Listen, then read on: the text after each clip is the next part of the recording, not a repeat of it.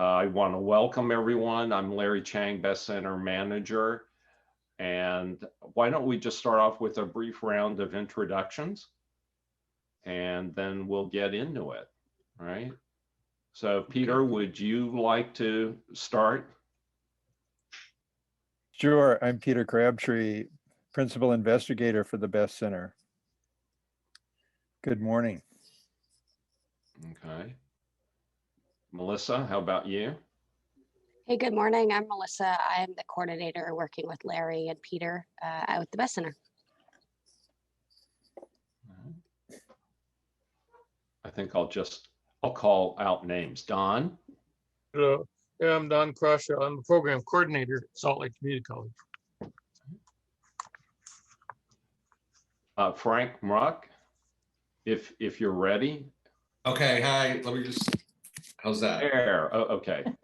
Just, I'm a little bit late. Frank Muck, I'm the executive director of at the Center for Smart Building Technology at Roxbury Community College. Okay. And Gail? Hi, I'm Gail Alexander. I'm full-time faculty member and program manager for the Environmental Technologies and Sustainable Practices program at Cascadia College. Right. Mr. Roger Ebbage? Hi, folks. I'm Roger Ibbage. Thank you, Larry. I am an adjunct faculty at Lane Community College in Eugene, Oregon, with the Energy Management and Water Conservation programs. Okay, good deal. All right. And last but not least, our evaluator, Terrell Bailey. Hi, Terrell Bailey here. I'm the external evaluator for the Best Center. Gail from Cascadia. I'm also from Seattle, this Seattle area. So nice to meet you. Yes, nice to meet you as well. We're from the same neck of the woods. Yeah. Glad to be here. Thank you, Terrell. And the masked marauder on your screen would be Ted Wilinski, Theodore Wilinski, who has been a co-PI of Best Center, I believe, since what, about 2014? Does that sound about right? Yeah, either myself or Joel Jacobson has been a co-PI from MATC since 2013. Yeah. And as I think you all know, Ted is based out of Milwaukee Area Technical College. He's presently in their ECAM building, and otherwise he's been very involved on a number of initiatives for Best Center. Besides starting up their automated building systems program there and being their program lead, he has also been very involved with Best in helping to develop the certification for high performance building operations professionals. And with that, Ted, it is all yours now. All right, well, good morning, everybody. I'm going to share my screen, if I can find that button here. Okay.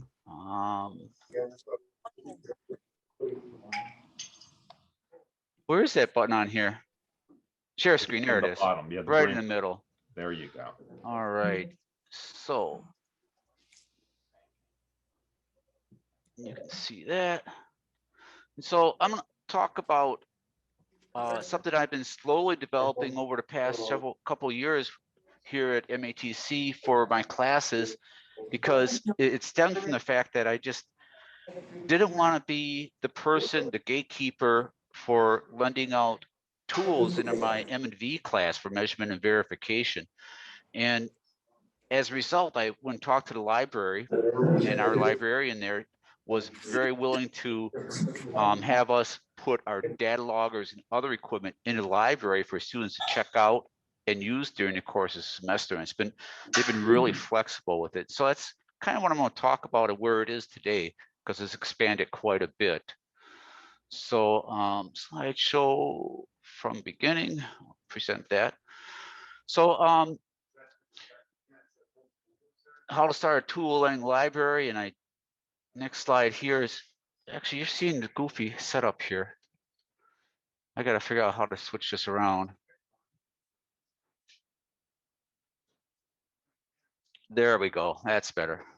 I just thought I'd throw up. I was going through my files the other day and I came across an old 5¼ inch floppy from 30 years ago. So I put that up there. Here's my contact info, and I'll have it at the end of the slides, but most everybody knows me. You can easily get a hold of me. No big deal.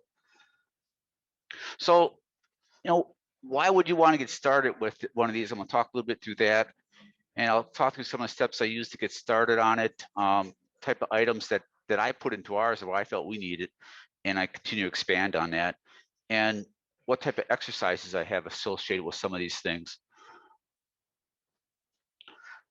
So we have a pretty small group of people, so just feel free to jump in and ask questions as you have them. So I did this because I want to take the burden of keeping track of tools and materials off of me, and because it just, for some reason, really lightens the load if you're not the one feeling like you got to keep track of the equipment and track students down and take care of getting the information or getting the tools back from them. The library has their own little set of clauses that they can set in to the students by the fact that they will not allow them to register for classes the next semester if they don't return tools or charge them for them. So that was a really great benefit for me. Plus they're all set up to check things in and out anyway, so it just made life a lot easier. Probably one of the bigger things that came into play for me is I have to go to the library once in a while and just make sure batteries are taken out of the equipment and stuff like that so they don't destroy it. So it was an easy way for me to have the students be responsible for the materials, and it has that automatic reclaim process. And this lower right here, there's this tag that's typical of all the equipment that we have in there, where they say what the item is. In this case, it was a 24-volt plug-in transformer, and there's a picture of it. It's kind of hard to see. It's kind of got some light reflecting off of it.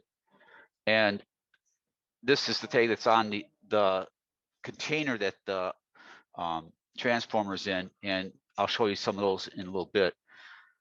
I just recently added in some really simple easy IO controllers that the students are now able to check out, and they can download software and get working on controllers outside of class, which makes it a lot nicer for them.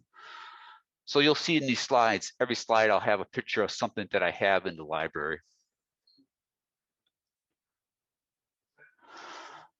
So when I start doing this, I start developing videos on exercises for these tools I put in there, and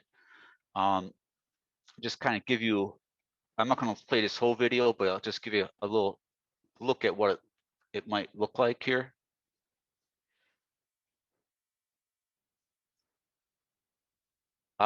That's not the video. That's just the exercise that goes along with it.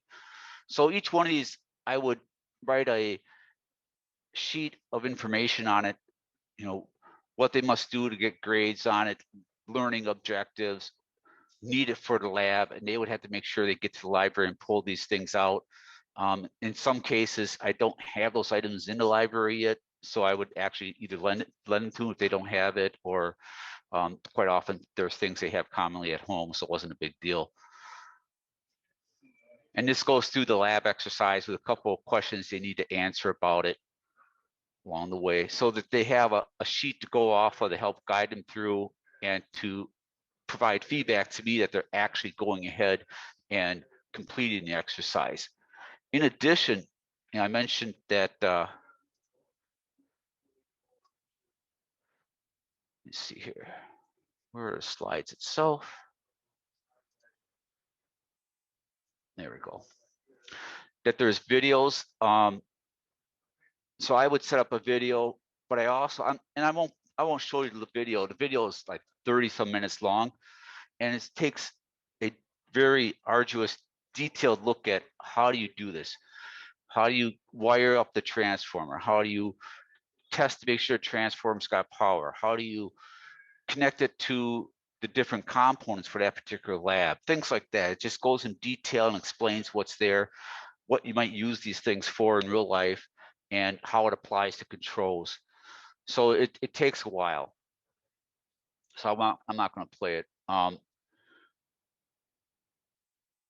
see. This one here is a slide of okay, this is what I want to show you. The one where the student actually, they went through and explained and showed me quickly in a video that they were able to complete the lab and submit it to me. And it's just a really quick video. It just takes a couple of minutes, so I'll show you some of it.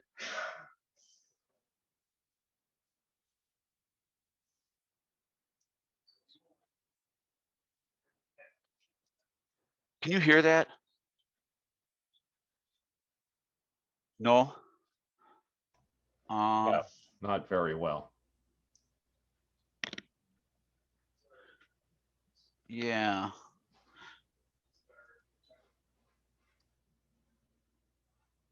Well, you'll get the idea just from the fact he's showing me, plugs it in, he's talking through what he's doing, and he has the relay there. He's got it wired up in a certain fashion, and things happen at home, right? But he's stepping through and showing me that the relay is working. You saw the light come on, the fan comes on. So stepping through that, indeed, he's got the exercise completed and working. So that's a really nice little quick video, and he's just got a couple more seconds left and it's done. So he was able to go ahead and set that up really quickly to verify that it was done. And this is something they can do at home. So this is really good tie-in for what we've been going through with COVID. And as we get further along and more people are vaccinated and there's less of a need to have remote, this does provide options for you to have assignments that are done at home so that they can complete things on their time and submit the information and get more hands-on with what they're doing in the classroom. So as part of this process, you can see here's a sample of a bag that I've used for the library to go ahead and put the tag on and then put the equipment in there. These transformers are actually kind of heavy, so it's rather one of the more difficult ones for the library to deal with, but they're very willing to work with me on it and store that equipment. And at this point, they don't have a limit for me on storage, but at some point they probably will. Obviously, you can't have a lot of large equipment in there or any really large equipment at all. So most of the items I have in there are hand tools and things that aren't much bigger than, say, 5 by 5 inches, 5 by 5 by 5. So a lot of the items that I start out in the library are data loggers of various types. And this is just a picture of one of the latest data loggers I have. And I've transitioned from different types of data loggers over the years where you have to wire everything up and program it and hope you programmed it right, and then download the information and verify it works correctly. And there's various stages along the way we've gotten to where now this particular one's a Bluetooth, and it has smart sensors. You just plug them in, it knows what it is, and you can just set up your time intervals and away you start recording just by using your phone. And it's been a really, really nice tool for troubleshooting. We actually are using them on our trainers in the classroom to help out with when the students are programming and testing out their equipment. They can see what the amp draw is on the system, compare that to what the speed of the fan is, and start learning about fan laws. They can see temperatures and start seeing if there's differences between the temperature being sensed by the control system versus what the data logger is doing. So there's troubleshooting different techniques that get into play here.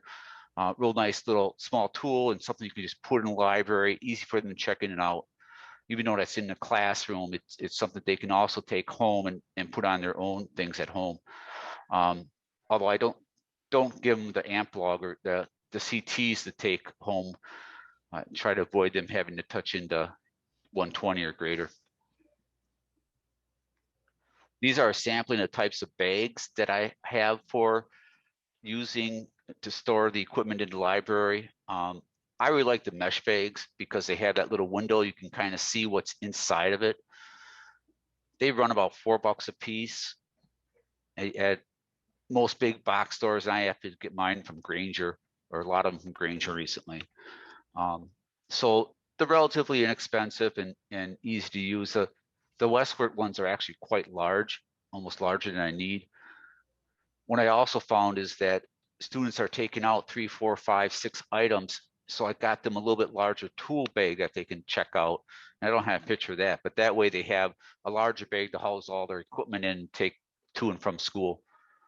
So there's a list of names, different types there. So some of the exercises and skills that I put tools into the library for are wiring. Every time they have to wire up a sensor, wire up a power supply, it helps them with their motor skills to go through things. They learn, what does it mean to have a system powered up? Can I check and see if it's powered up? And if anybody has hints on how to work with students so they don't blow up transformers, that'd be great, because they just, last class I had, they somehow managed to ground out 3 24-volt transformers on me. But I don't know, one of those things, I guess, for students. They get more touches on a digital multimeter, so it gets them to learn the basics of it. And I have a whole series of labs that I go through, and it may seem kind of odd that I step through each one of these, but it's important for them to have those multiple contacts with that in the initial classes, the Control Theory 1 class, so that they understand what the digital multimeter does. It helps them to understand electricity and different aspects of it. So I actually have 5 different labs set up for that they can check the equipment out and use. So it's a good exercise. I mentioned that they have those Easy IO controllers, so they learn how to install control programming software. And they learn how to program a small controller. They can do a lot with the data logging equipment I have, and also just using a plug load meter. All these things are geared towards trying to give them more dexterity in working with the different types of tools that I'm interested in using, which are for the control program or digital control program. And it also helps them with understanding, especially like with the plug load meter, how does a piece of equipment draw electricity? Is it always at 100% capacity? Why would it be at other loads? I get into power factor with them on these things. And this can all be done through some of the exercises you set up through a tool lending library. And you can augment it with information you provide in the face-to-face classes. So here's some of the skills that I listed out that they're learning: wiring, stripping wire.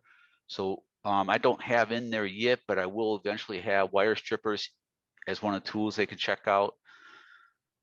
That I don't have enough of the RSJ45 cable makers that in the library yet, but it can be used for that, learning how to power up devices.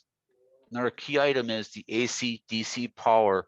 And when students are first starting out in this area, it's difficult for them to differentiate between DC and AC power, and where is that being used in my case in the control systems.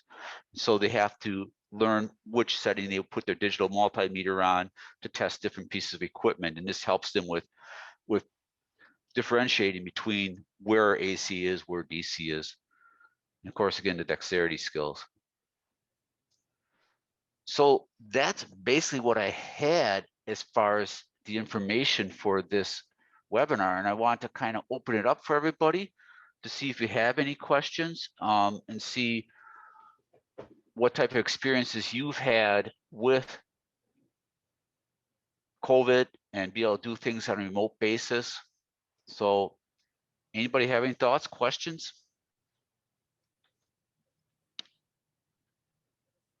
Guess that went a lot quicker than I thought it would. So, Ted, how much space have you been allocated at the library so far? Space-wise? Yeah. I probably have an equivalent of 4 drawers of a file drawer. Uh-huh. Or file setup. And they have more space in back for me to use. So it's not that they're at this point are not limited for space.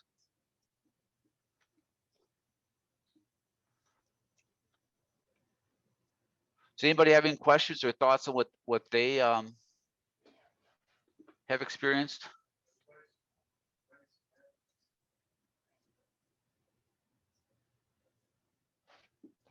I think we've got everybody on mute. So therefore, yeah, if you would like to just go ahead and ask a question, unmute yourself, please. Should be able to. Or if you want to, you can submit a question through the chat. Either way is fine. Yeah, if you grab those chat questions, that'd be great. Yeah. And Ted, I had a question. I Yeah. noticed you were teaching some basic electricity there. Does your curriculum have a basic electricity course as well, or do you just weave it into the core curriculum? Well, our control theory 1 class, actually, it's called Electrical Concepts and Control Theory 1. So the first 5-6 weeks are spent talking about the basics of electricity. How is electrons move, electromagnetic force, electrical generation, things like that. So we do cover it in the first third to a half of a class, So we don't actually have a separate class on electricity. Okay, and you return to that theme and later in other courses as well, I assume. Constantly. Okay. Yeah, it's one of those things where every time you have them touching equipment, you're differentiating between AC, DC, and why are we able to measure with a clamp like you see here in this picture for AC, but not DC, and things like for current. So we're constantly going back to it, constantly emphasizing the difference between line voltage and control voltage, so they understand the safety aspects involved in our curriculum. Okay.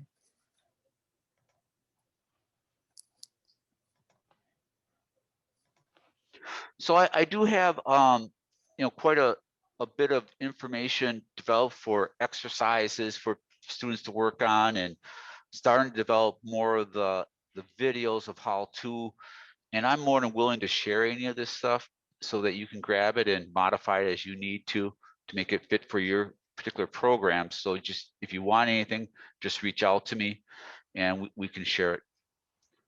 So Ted, since we have some time, would it be useful just to play a clip from that instructional video you created? Yeah. Just be sure, though, to share your computer audio. I think that may have been an issue earlier. Do I do that in Zoom, or do I do that? Yeah. Okay. When you share your screen, you'll be prompted to share your computer audio as well. So, okay.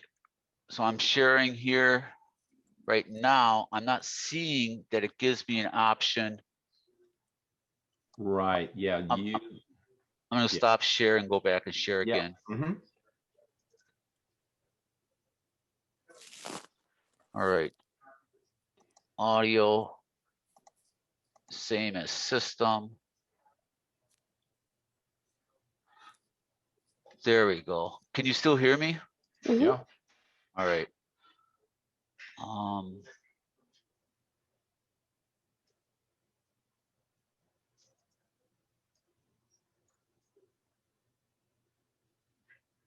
It's not popping up for some reason. I'm gonna.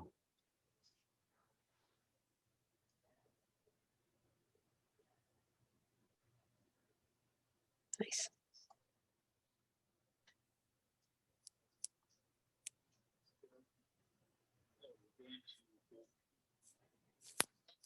Did you hear that? Just very briefly. Okay. Huh.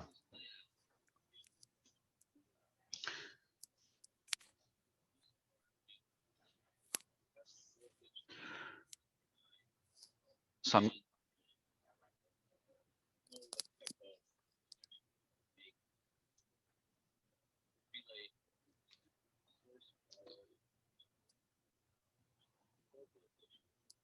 Well, Ted, maybe you can narrate. Yeah. So I'm just explaining what the lab is. Could you hear it? Could you hear No. any of that? No. Okay. So I I'll just talk over here. It's kind of hard in my ears, but so I'm just showing them here how they start up with setting up that transformer, wiring it. Then I'll skip ahead a little bit here. And now I'm just showing them the digital multimeter and showing them that we're going to test the voltages involved. So I'm showing them that they need to test each step of the way to make sure they have what they think they have. So go through and they do, in this case, is a kind of a video I have not thinned out yet. So they're watching some of the problems that I encounter as I go through, which is helpful for them. Here they're going to be actually testing transformer. And there's a couple different transformers we have because we have both DC and 24-volt AC. So they're just here going to see how they use their digital multimeter to test that.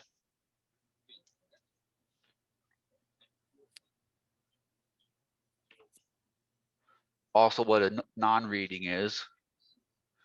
Here I'm stepping through how they connect up the fan and test out the fan, and it requires a DC power supply. I'm talking comparing the rating of the power supply to the capacity or use of the fan for amperage, so they can make sure that they have enough size of it. Here, just wiring up the fan, show them to plug it in, that it works. And this is just a simple fan off of a computer, which I asked my IT department, said, hey, you got any spare ones? And they came and gave me a whole box full. So that way they see different steps all the way along the line. I do some drawings as I'm talking through it so that they can see visually what it would look like in schematic.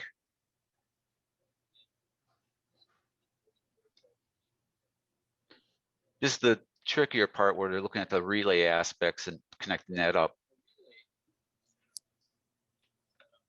And this gets them into, okay, on a control system, how are you going to send out an enable command to a piece of equipment to start it up? And this relay example is giving a good understanding of how to do that. Skip ahead a little bit here. It goes through a whole detail of looking at the controller, transformers involved. Talk about wire colors, wiring up the relay here.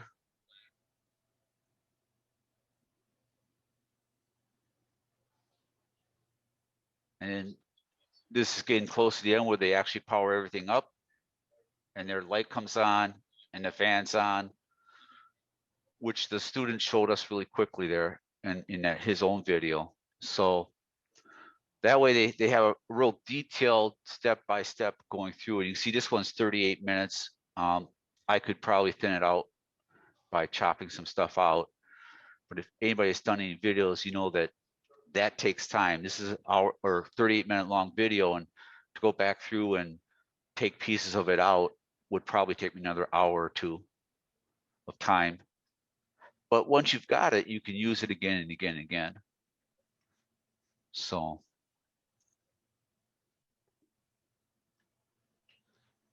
has anybody else used something like this or set up labs, whether for in the space or for them to do at home by developing a video and having them take some tools with them to connect different materials together?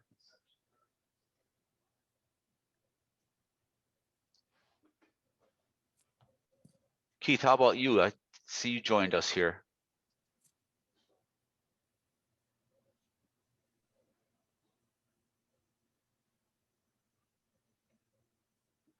Just a reminder, you all have to unmute yourself if you'd like to speak through the mic.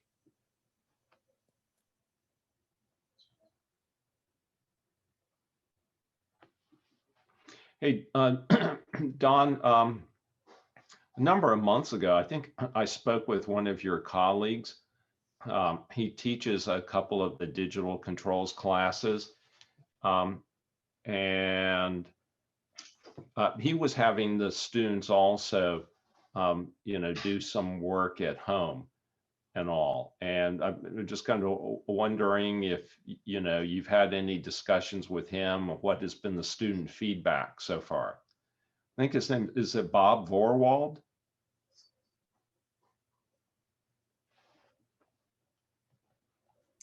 You're on mute, Don. Yeah, you got it. You're talking to me? Yes.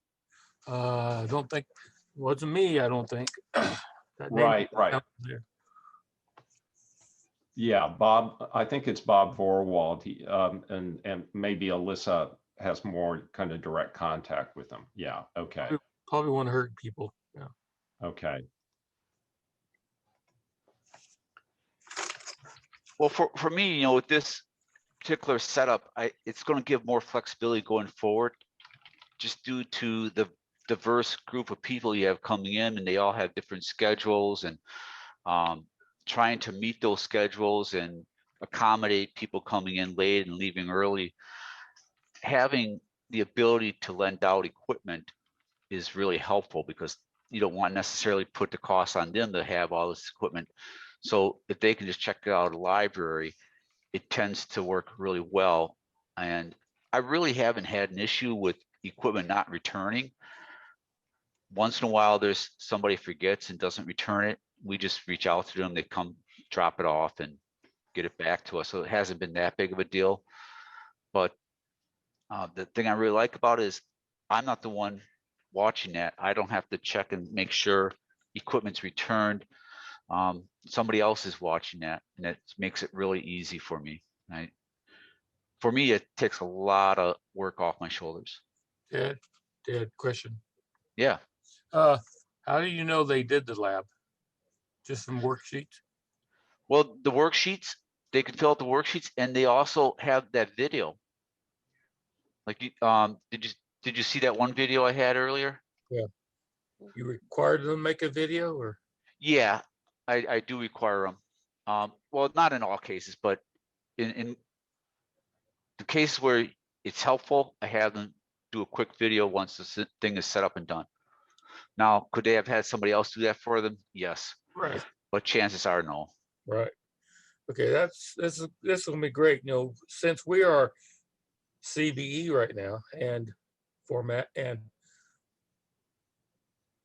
our students are all at different levels, at different positions in the program. And so ideas for them to be able to get through the program as quick as they can with what knowledge they have. So this will be a good way to create some of those labs. Way it's set up right now, they could do some stuff at home on Canvas and then come into the lab. If we had some stuff they could, like I do at home, that would be really great. So Yeah. great idea. Thank you. Just give me more to do now. It is more work. There's no doubt about that. But I think once you get things established, it won't be quite as much, like with everything, right? Yeah. So, and that's why, I think that if we can somehow set up a sharing mechanism, and I realize my stuff won't necessarily work directly for anybody, but at least you have a starting point to work from. Ted, by the way, Keith Otten typed out, good idea with the checkout system, great way to use the school resources. Yeah, and actually the librarians like it. They do. So, yeah, they really like being able to have another thing to have checked out with. I think it's partially because books are not necessarily as common of a need now. There's not as many people coming to them for that type of resource. Yeah. So this kind of helps them expand what they're doing. Ted, I had a couple of questions. One, will you keep doing this even after we return to face-to-face instruction, just as a way to perhaps make it easier for students to do labs even at home? And second, how do you decide and I know you're teaching hybrid classes, so some of your labs are in person, face to face, and some are using this method. How do you decide which labs might be amenable to this approach? Well, for your first question is, yeah, I will intend to keep using these labs going forward once we're all clear to go face to face. Because I am face to face right now anyway, so I still have students use it. And the reason is I want them to be able to have, some people need more extra time to work on things, so it's good for that. And I want them to have as many kicks at the can or times to go through and learn those motor skills as possible. So having them do more things at home outside of class time is helpful for that. I mentioned I did start doing this prior to COVID for the purpose of being able to have them do data logging, which takes more than just a class period. You got to do it over a period of time. And that was a really nice way to have them take things and learn about how their equipment at home works. I have them log just temperatures in their rooms, log temperature and relative humidity in their bathrooms or different areas of their homes. So they're checking on things. They're seeing when their furnace comes on, when it goes off. And this is all helpful for them to understand how these systems work outside of the classroom. And I intend to continue to do that, especially in some of my energy auditing and measurement and verification, possibly even commissioning classes.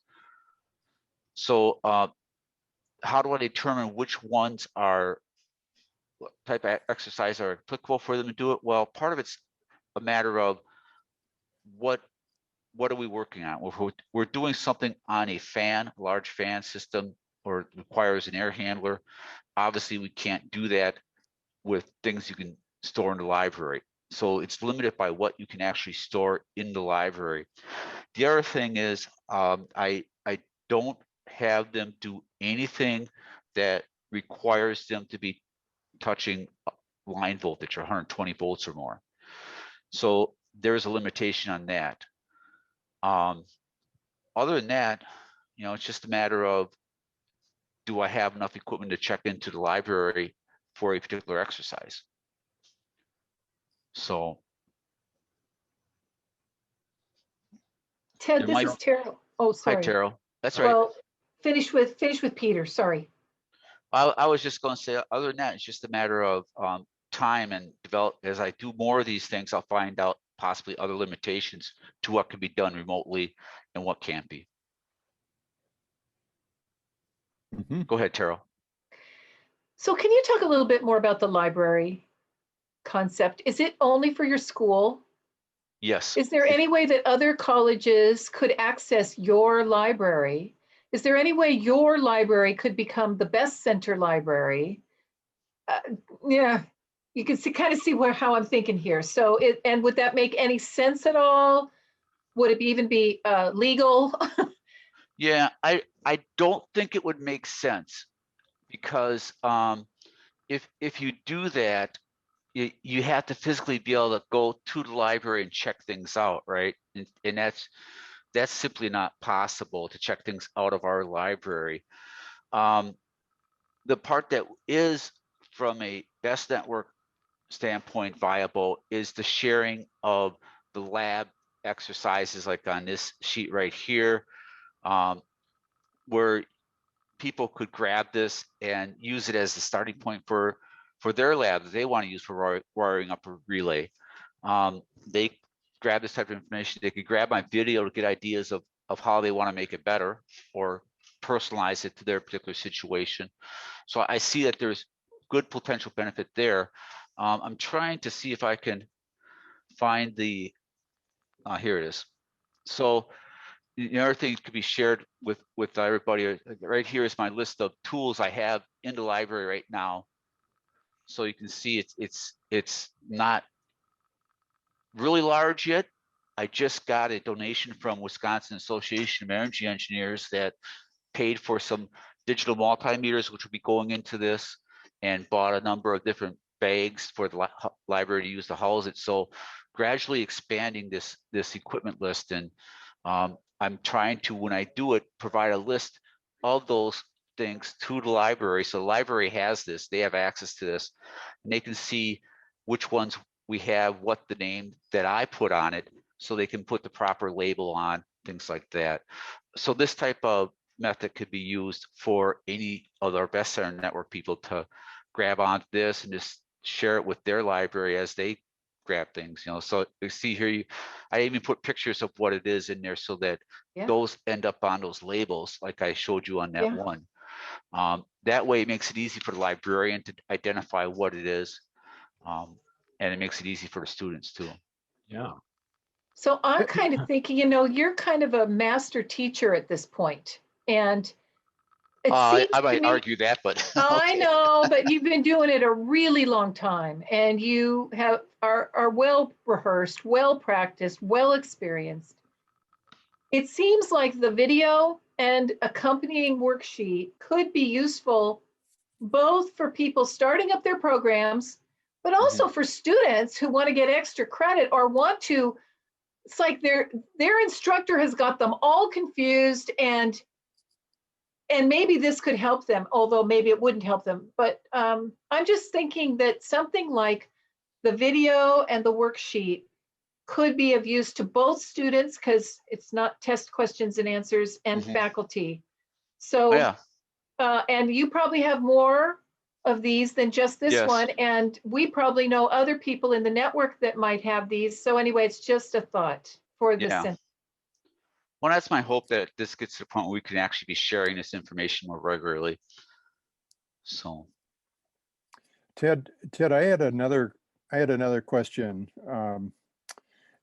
These, do you assemble, you put a kit into the bag so that the librarian doesn't have to decide which transformer or which data logger or whatever the student should be checking out, correct? Well, or how does that work? I haven't established kits yet, but I may be going to that route.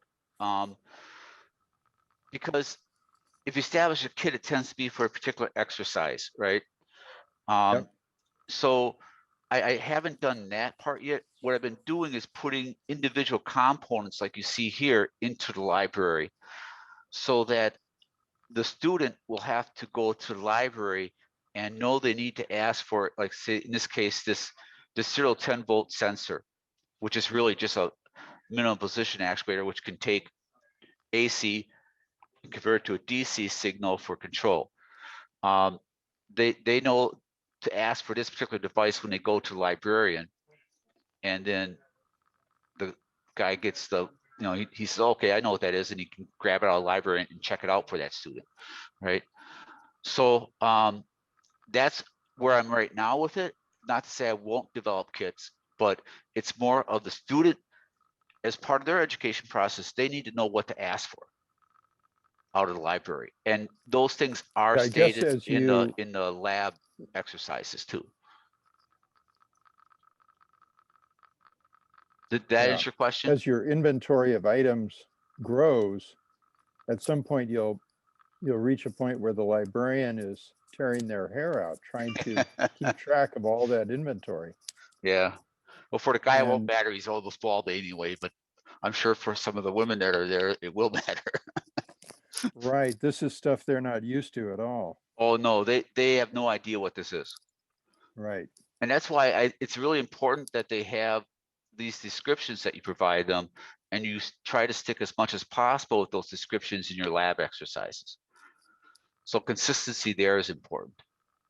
Mhm. And I'm not sure that I'm always consistent with it, the terminology. And so that's one thing that I need to improve on during this process. Hey, Ted, how Yeah. long do you allow the students to check out each item? Is there a time limit, or is there a Well, fee associated if it's too long? no fee. Never charged any student anything for these things over time, over the probably about 4 years now I've been doing it. The time period they check it out for, it just kind of depends. Generally speaking, if they check it out for the semester. So they have it for the full semester. Oh, I see. Okay. Yeah, and Wow. our long program time. is such that we have the this equipment is only for the ABS program. So that only students enrolled in the ABS classes can check the equipment out. I do allow if somebody outside the program has an interest and we have available tools, I let them check it out. But the librarian always checks with me on that first. I also have it open to our operations department because they like to be able to use the data loggers. And so I let them check those things out. But it's something where I have it in there. I think it kind of call it the reference area. It's there specifically for ABS classes. Yeah. And my program's called ABS for those that I haven't mentioned that to yet. And Ted, for any of the campus building engineers, right, that may say, check out these loggers, have they followed up with you or any of your classes about some of their findings on campus? I kind of see it as being a sort of a potential for living lab types of exercises. Yeah, and they did check some out. I'll tell you an example where they checked it out for tracking high humidity levels in a certain part of the building during the summer, spring and fall. Mhm. And they're tracking that, and they did talk to me about the levels, and we kind of talked through what it was, but I have not brought that as an example into the classroom yet. They don't have it far enough along because that particular case, and I just started this with them last fall, we got too far in the fall and humidity wasn't a problem anymore. So, but I do see that as an opportunity to be more of a campus as a living lab opportunity. And that's why I'm bringing operations into it. And I told them that these things are there, available for them. It does mean that I have to train them on how to use this equipment, which is I'm fine with because I want to further enhance the relationship between operations and academia, which is one of my secondary goals too with that. Absolutely. And what has been the student feedback so far about doing these remote lab exercises this way? They like it. When they get that equipment at home, they start seeing things at home and light bulbs start going off about when their heat's on, when their air conditioning's on, or what's happening inside their space, how humid it gets. It gives them a little bit better understanding of their home environment from the trending information that they've really given me a lot of positive feedback on, and they're correlating that into the commercial equipment. As far as the other labs that aren't data logger related, it's something where they like to be able to work on things at their own pace and not having somebody over their shoulder. They've made comments about that's nice to be able to do it at their own pace, their own time, and then bring it back. So I've had good feedback. I haven't had any bad feedback on it yet. The library part, that's not when they burnt out the transformers. They actually burnt the transformers out in a face-to-face class last week. And so that hasn't been an issue up to this point. Right. Well, here's a question for the instructors in the room, right? Are any of you utilizing something kind of similar along these lines to allow your students to do work at home?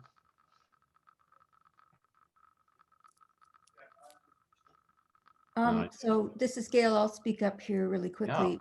We had planned on putting kits together this year for a class that I was going to run that was similar to this, and ended up not doing that because the class got canceled for under enrollment. But I was really looking at coming in on a weekend and putting together the full kit of all of the resources that they would need. And then they would sign those out and return them. My biggest concern is, again, that they're working at home with electrical equipment and don't always pay attention to all of the things that they need to do to make sure that they're safe with that. And I've had transformers get burned out before. I do like this idea of the library. At Cascadia, we work with the University of Washington library system though. So that's a really big library system. And Ted, do you have a dedicated librarian for your program or for STEM programs in general? Is there a dedicated librarian that you No, works with? I don't. There's here at on particular campus I'm on, MATC has 4 different campuses. There's maybe 4 different librarians that I deal with, and they, I know them all personally, and they know that there's one individual librarian there that's the primary person that deals with me. And so I guess in a certain way, yeah, unofficially there's a person that is dedicated to my program. And But so how important was it to have that relationship to be able to do this? with one person, it's helpful, but I think what was really important is the willingness of the head librarian to take this on and just say, sure, no problem, we'll do that. It really helped make it a lot easier. Yeah. Yeah, because I would have to work through a dedicated librarian with such a big system. And so thank you for that, because that's helpful to think about. Yeah. So Gail, the transformers and electricity concern you have, Yep. I bought specific transformers to minimize any potential for them to be in contact with line voltage. And so all my transformers, all my power supplies, they're plugins to 120 volt, so that they never have to actually touch 120 volts. So the secondary side on this transformer is 24 volts AC. Okay. They don't have to have any protective equipment or anything for that. The other item is the other one I hand out is a 12 volt DC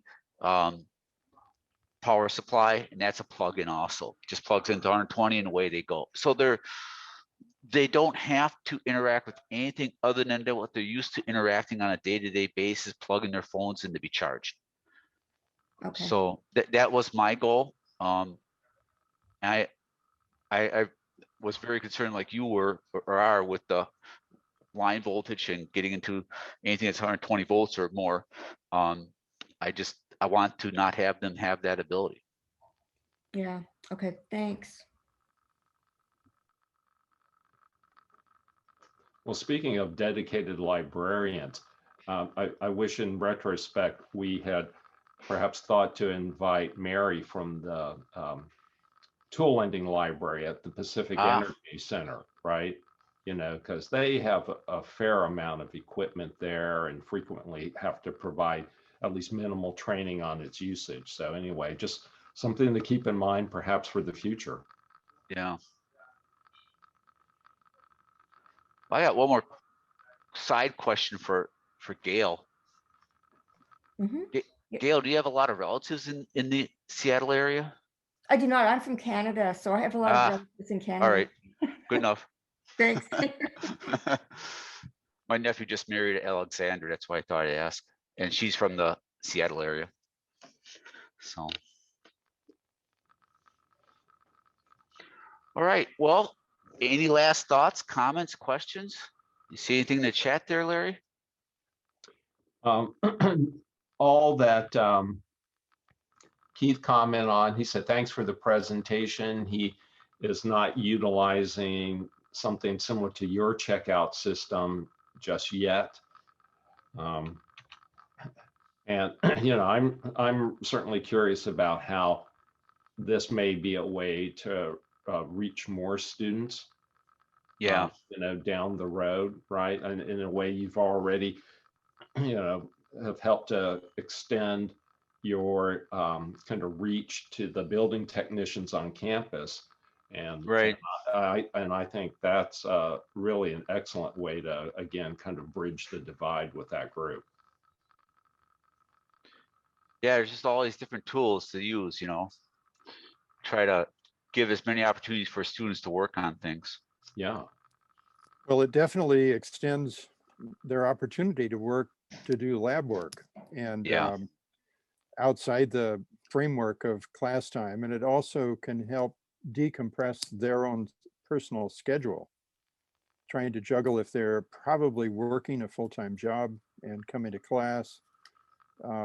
This can help them with that as well. So there are some major upsides. Well, I think we're discovering that with hybrid teaching and online instruction, that often our programs entailed very packed class schedules. Yeah. And so this can really help decompress the schedule a little bit and also create longer lab time for them at home.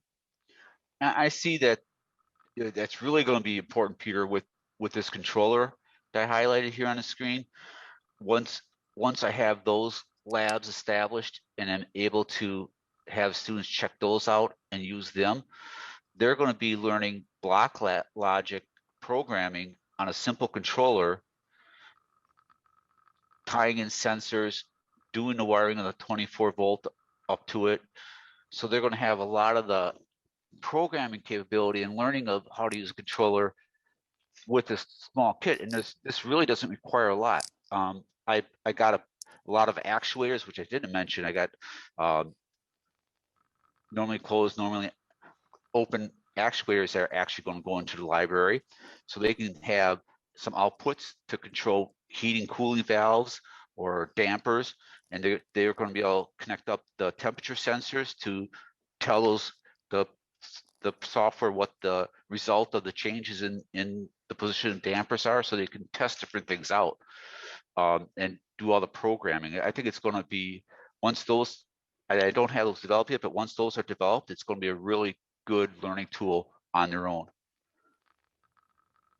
And something I would like to add is that I'm the evaluator for an IUSE grant, which is about improving undergraduate STEM education, NSF grant.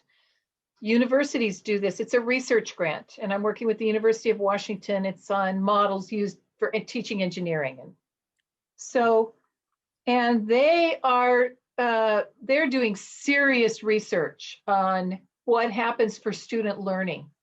And they're finding that having this video available, and they had to pivot anyway, it's hands-on and it's kind of a mess in a way, but they have pivoted and they went to the video. Having this video available is fantastic for them to be able to put their little kit together, for them to be able to know what to watch for, and they can watch it over and over and over again. So for complex concepts like fluid dynamics is what they're dealing with, or what you're dealing with, the ability to watch it over and over, that is really coming out to be one of the main things that, and they thought it was going to be the model and the kit and all this stuff, and it will be, but the video is turning out to be a major piece. So, and research is backing that up. Good. Mhm. Good point, Terrell. Yeah, what we find is that a good video can allow the students to focus on areas they need to focus on and not, rehash what's in the video. So the video is like an assistant teacher. Yeah. Helping out, providing more insight, and so that they can focus on the harder concepts. The issue is making those videos. Yeah. Like I only have access to software that allows me to take snippets out of the video. I can't augment the video. I can't add into it or anything like that. So I'm limited in my editing capabilities. Even if I had editing capabilities beyond just taking things out, it takes time. It's a lot of time to do all that. Peter, I'm getting an idea for a potential, if you go for some kind of additional grant, that putting funding in for video equipment and editing, so that somebody like Ted can take his video, but then send it to somebody on staff at the center that's got the, just one piece of equipment for hundreds of colleges out there, and one person or a part-time person that could, because of what I said, we probably have got data to back it up. And anyway, it's just a thought that flew into my head, Ted, when you were talking. Yeah. A resource center grant. There you go. Do we have any other questions? All right. Well, good job, Ted. Ted, do you have any parting thoughts here? Just start simple and build it up. That would be my thought process on it. Mm-hmm. Get that relationship started with the library so that you can find out what your limits are. Yeah. I would think also any programs where they, have lab assistants, right? They could also help with kind of development, say, of this chart that you have right here, Uh-huh. right? As well as doing all the things like helping to bag up equipment or what have you. So, Yeah. well, very good. Well, thank you, everybody. Yeah.